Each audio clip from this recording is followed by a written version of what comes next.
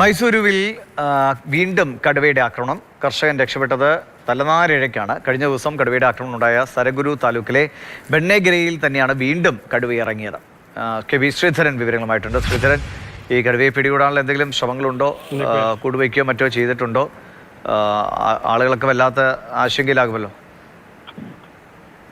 തീർച്ചയായിട്ടും കഴിഞ്ഞ ഒരു മാസത്തിനോടനുബന്ധിച്ച് മൈസൂരു മേഖലയിൽ കടുവ വല്ലാത്ത ഭീതി ഉണ്ട്. പ്രത്യേകിച്ച് സരഗൂരു താലൂക്ക് മേഖലയിലാണ് വലിയ പ്രതിസന്ധി അല്ലെങ്കിൽ ആശങ്ക സൃഷ്ടിച്ചുകൊണ്ട് കടുവയുടെ വിളയാട്ടമുള്ളത്. കഴിഞ്ഞ ദിവസം ഒരു പശുവിനെയാണ്, അതായത് ഇന്ന് രാവിലെയോടുകൂടി ഒരു പശുവിനെയാണ് കടുവ ആക്രമിച്ചത്.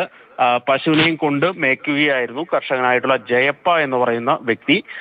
കടുവ പെട്ടെന്ന് ചാടി വീണു. ഇയാൾ മാറിയത് കൊണ്ട് ഇയാൾ രക്ഷപ്പെട്ടു. ഉടൻ തന്നെ പശുവിനെ കടുവ ആക്രമിച്ച് കൊല്ലുകയായിരുന്നു. രാജശേഖരൻ എന്ന് പറയുന്ന കർഷകനെ 2 ആഴ്ച മുമ്പ് കടുവ ആക്രമിച്ച് കൊലപ്പെടുത്തിയിരുന്നു. കഴിഞ്ഞ ഒരു മാസത്തിനിടയിൽ തന്നെ 4 പേർക്ക് കടുവയുടെ ആക്രമണത്തിൽ ജീവൻ നഷ്ടപ്പെടുന്ന നിലയിലേക്ക് പോവുകയും ചെയ്തു. അതിനൊടുവിലാണ് ഇപ്പോൾ വീണ്ടും കടുവയുടെ ആക്രമണം റിപ്പോർട്ട് ചെയ്യുന്നത്. ഏതായാലും ഭാഗ്യവശാൽ ഈ കർഷകന് രക്ഷപ്പെടാനായി എന്നുള്ളത് ആശ്വാസകരമായിട്ടുള്ള ഒരു കാര്യമാണ്. ഈ കടുവയെ പിടികൂടാൻ നടപടി ആവശ്യപ്പെട്ടുകൊണ്ട് വലിയ പ്രക്ഷോഭം നാട്ടുകാരുടെ ഭാഗത്തുനിന്ന് വിവിധ തലത്തിൽ നടക്കുന്നുണ്ട്.